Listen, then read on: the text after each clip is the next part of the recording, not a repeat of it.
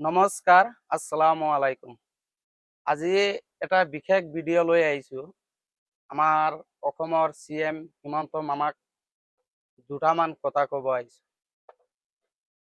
আজি আমাৰ ঐৰংঘাট অঞ্চলত যি বেদখলকাৰী যে আপুনি উচ্ছেদ কৰি আছে, ভাল কথা উচ্ছেদ কৰি আছে আপুনি, আপোনাৰ ফৰেষ্টৰ মাটি হয় আপুনি উচ্ছেদ কৰি আছে, ভাল কথা।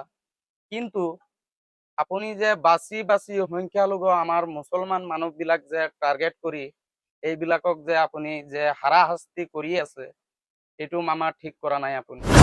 আপুনি এটা অসমৰ মুখ্যমন্ত্ৰী হয়, আপোনাক আমি ভোট দি আপোনাক মন্ত্ৰী বনাইছো, আমি ৰাইজেই বনাইছো আপোনাক। আপুনি সংখ্যালঘু মুছলমান যিবিলাক আছে চাই চাই আপুনি মুছলমানক টাৰ্গেট কৰি আপুনি উচ্ছেদ কৰি আছে। আমি গম পাওঁ যে এইবিলাক ফৰেষ্টৰ মাটি হয়, ফৰেষ্টৰ মাটি হলেও আপোনালোকেই বহাইছে তাত। আমিও বিজেপিৰ মানুহ হয়, আমিও বিজেপিত ভোট দিছো। আজি যে আপুনি এইবিলাক কৰি আছে মামা, এইবিলাক ঠিক কৰা নাই আপুনি। আজি মানুহে 60-70 বছৰ ধৰি তাত থাকি আছে মানুহবিলাক, যে আজি যে আপুনি হঠাৎ উচ্ছেদ কৰি আছে, এইবিলাক মানুহ ক'ত যাব, কি খাব, কি কৰিব, আপুনি সেইবিলাক এবাৰ আপুনি ভাবিব লাগিছিলে।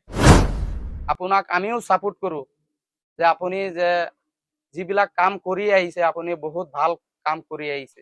আপুনি চাই চাই খালি মুছলমান মানুহবিলাক, মিয়া মানুহবিলাকক আপুনি টাৰ্গেট কৰি কৰি আপুনি উচ্ছেদ কৰি আপুনি উচ্ছেদ কৰি আছে। মানুহবিলাক গৈ আছে, কোনবাৰ মামাৰ ঘৰ আছে, কোনবাৰ মাৰ দাদাৰ ঘৰ আছে, কোনবাৰ চাচাহঁত আছে, মানুহবিলাক গৈ আছে।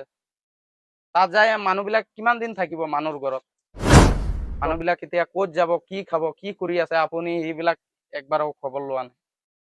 আপোনাৰ উচ্ছেদ কৰিব লাগে, আপুনি উচ্ছেদ কৰি আছে। যে ভোটৰ তালিকাৰ পৰা, ভোটৰ কাৰ্ডৰ পৰা মানুহবিলাকৰ নামবিলাক কাটি দিব, উচ্ছেদ কৰা মানুহবিলাকৰ ভোটৰ তালিকাৰ পৰা নাম কাটি দিব। কিয়? মানুহবিলাক কি আসমান ফাটি আহিছে না মাটি ফাটি উঠিছে? মুছলমান মানুহবিলাক আপুনি যে টাৰ্গেট কৰি খালি মুছলমানকে টাৰ্গেট কৰি যে আপুনি এইবিলাক কথা কয়। ভোটৰ তালিকাৰ পৰা উচ্ছেদ কৰা মানুহবিলাকক যে কৈ আছে যে ভোটৰ তালিকাৰ পৰা নাম কাটি দিব, কিয় এই বাংলাদেশী নেকি যে আপুনি ভোটৰ তালিকাৰ পৰা নাম কাটি দিব? ইমান যুগ যুগ পৰা ভোট দি আহি আছে, কিয় অসমত কি মুছলমান থাকিবলৈ মুছলমানৰ অধিকাৰ নাই নেকি? খিলঞ্জীয়া মানুহ মুছলমানৰ কি অসমত থাকিবলৈ অধিকাৰ নাই? আপুনি না কৈছে যে ৭১-ৰ আগত যিবিলাক মানুহ আহিছে এইবিলাক খিলঞ্জীয়া মানুহ হয়, ৭১-ৰ পিছত যিবিলাক মানুহ আহিছে এইবিলাকক আপুনি খেদাই দিব, বাংলাদেশত পঠাব। আজিলৈকে কিমান মানুহ আপুনি বাংলাদেশত পঠাইছে?